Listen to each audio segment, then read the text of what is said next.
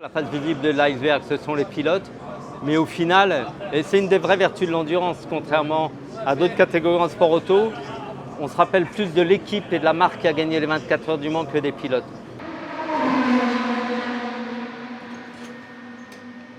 Sur une épreuve comme le Mans, on retrouve différentes typologies de métiers. Le spectre est assez large.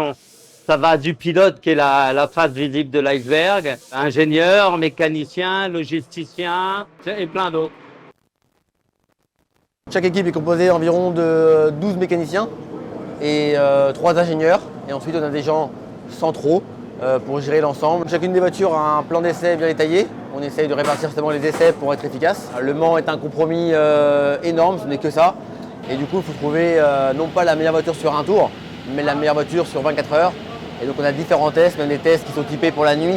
Et l'idée du Mans, c'est plutôt d'avoir une voiture avec de la confiance et des certitudes. Sur voiture, quand on rentre au stand, il y a quelqu'un qui arrête la voiture. Après, on est 4 mécanos sur la voiture. Il y a quelqu'un qui fait le refuel, qui remet l'essence. Du coup, on a un binôme pour changer les roues. Du coup, moi, je suis sur le binôme arrière et on met à peu près 11 à 12 secondes pour changer les 2 roues arrière. Et pareil pour l'avant. Tout la restand, ça dure à peu près 1 minute 10 avec essence et ce serre-toi de souche. Mon papa m'a emmené sur le circuit quand j'étais tout petit, à l'âge de 5 ans. Ce qui m'a donné l'envie d'être mécano et ça a toujours été un rêve de faire partie d'une écurie française. Et en plus de chez Alpine, c'est quand même quelque chose de grand. Oui, c'est un rêve éveillé. C'est ma quatrième 24 heures du Mans. Maintenant, mon rêve, c'est de les remporter.